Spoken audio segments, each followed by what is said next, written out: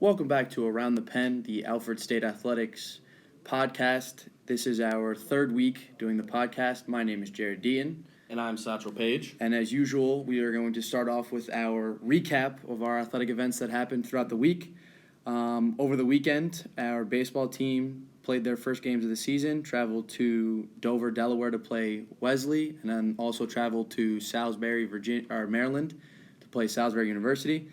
On Saturday, the baseball team swept Wesley. They beat them 7-0 in the first game and 11-3 in the second game. Mateo Avalon had a big day at the plate. He had 2 home runs, one in each game, collecting 5 RBIs between the two. Josh Lowry was 4 for 5 with 2 RBIs in Game 2. On the mound in the first game, Andrew Santabona went 6 shutout innings of 7 innings, striking out 8 batters. Mateo Avalon started Game 2. He went 4 solid innings on the mound, had 3 strikeouts, and Jarrod Deaton ended up with 2 1/3 innings pitched and retired 7 straight batters. On Sunday, the baseball team played the 13th ranked team in the country, Salisbury. They ended up losing 12-3. The big highlight of the Sunday game was Jack Henby hit a home run in the 5th inning that gave the Pioneers the 3 runs that they had scored in the game. Successful trip for the baseball team for sure. Well, on top of that, the basketball team, men and women, both played against Deweyville, and they played against Pitt Greensburg this past week as well. Starting with the men's won their first game 74-67 against Deweyville. Down early in the first half, gained the lead with just under 9 minutes remaining in the game. They had a hard-fought victory with playing into the last whistle. Ryan Gentile led the way for the blue and gold with 22 points, 8 rebounds, and 6 assists, while young up-and-comer Jamel Demery had a double-double with 13 points and a team high of 10 boards, while Josh Redding finished in double figures with 11 points, and Paris Jamieson came off the bench and chipped in 7 as well. While the men also fell in the second game to Pitt Greensburg, 79-62. The highlight of the game was Josh Redding was 8 for 9 from the foul line and led the team with 14 points, while Ryan Gentile finished with 13. Big Brandon Gosley chipped in 6 points and 7 rebounds as well. While on the women's side, the women also faced Deweyville and lost 65-55.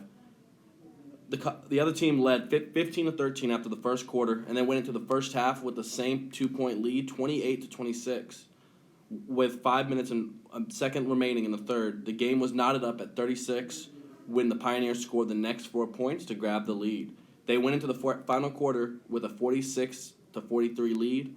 The Spartans scored the first 8 points of the fourth and never gave back the lead. The Pioneers cut the lead to 2 twice in the game, while the Spartans were able to push the lead away in the final minutes. In the highlight in the stat category, a trio of Pioneers finished in double digits. Emily Kelly finished with 16 on 6 for 15 shooting, while Jordan Pettit had her 6th straight double-double, finishing with 13 points and 10 rebounds, with Mayana Davis at 13.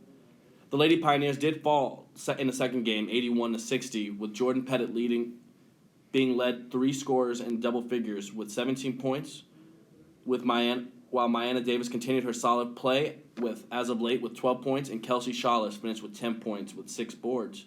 Emily Kelly chipped in 9 points, 5 rebounds, and 4 assists, and 3 blocks to conclude the Pioneers' away trip. Also this week, our men's and women's track teams traveled to RIT for their midseason meet. Emily Taggart led the way for the women's track team.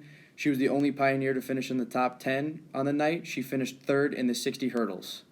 On the men's side, the track and field team recorded 10 top 8 finishes.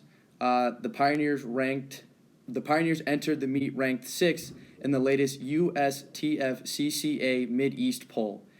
Cameron Chambers led the way by winning the 800, and he was also part of the second-place team in the 4x400 relay, combining with Ryan Buchel, Connor Howard, and Jacob Drew, who all crossed the finish line in a time of 3 minutes, 36 seconds, and 32 milliseconds.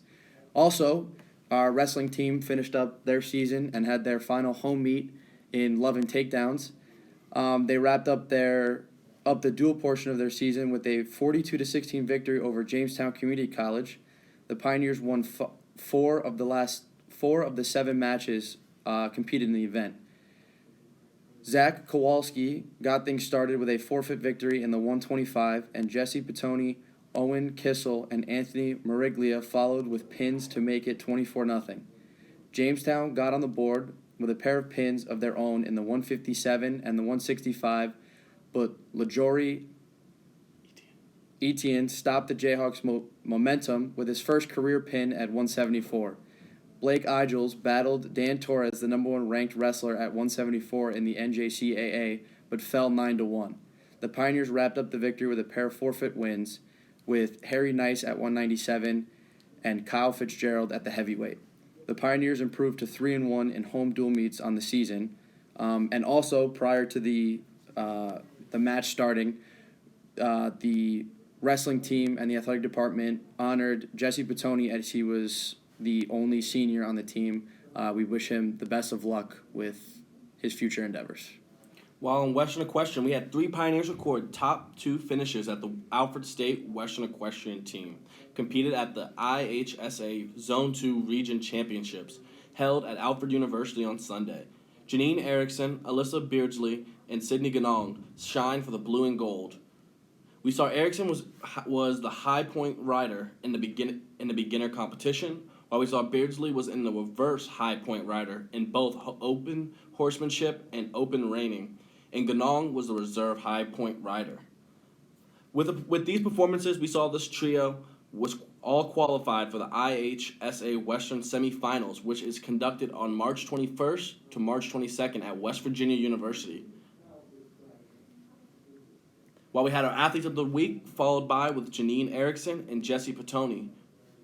Also, later on the podcast or on Extra Innings on our YouTube channel, we will have 2 of the swimmers that will be competing in the AMCC Championship meet this week. Nate Miller and Michaela Snyjak. It's a good interview, so definitely go check that out. But now we will go outside the pen. Like always, we will have 1 minute each to discuss something that's happening in the real world of sports, and I believe Satchel is going to start today. So for today, I'm opening up talking about the All-Star Weekend this past week. We have saw some controversies, some highs and some lows in this All-Star Weekend, opening with the dunk contest of coming down to the wire between Aaron Gordon and Derrick Jones Jr., with a lot of controversy in the air, with Aaron Gordon apparently being snubbed for the champion role this year, with Derrick Jones Jr. edging him out to get the win this year. We also saw Bam Adebayo also win the skills challenge, which was a dark horse in the race, while Buddy Hield walked away with the 3-point contest. And we stand behind to see Stephen A. Smith get thrown out in a celebrity game as well, just because of it, complaining about his team's height, and he only had 1 ball handler. And to close off with a great All-Star game, had Common open up the All-Star game with a great performance and a great poem about the city of Chicago touching the sky. And that was All-Star Weekend this week. So the thing that I'm going to talk about that's outside the pen, with pitchers and catchers reporting recently for the Major League Spring Training, a lot of buzz has popped up with the Astros cheating scandal, because that's kind of really the only thing that the media are talking to the players about while they're there at spring training. Specific big-name players have started to come out and speak their mind about the punishments that were laid down by the Astros. Mike Trout, Cody Bellinger, and Trevor Bauer are probably the 3 biggest names.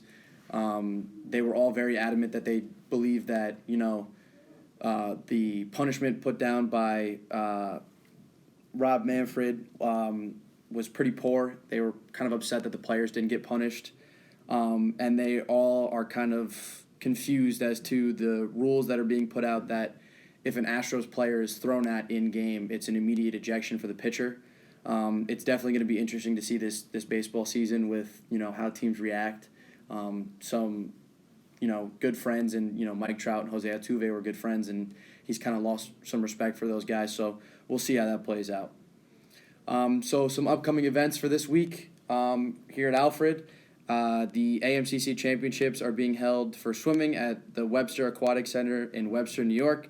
It'll be February 19th through the 21st. While also we'll see our men and women basketball teams compete again on February 19th, take on Madai.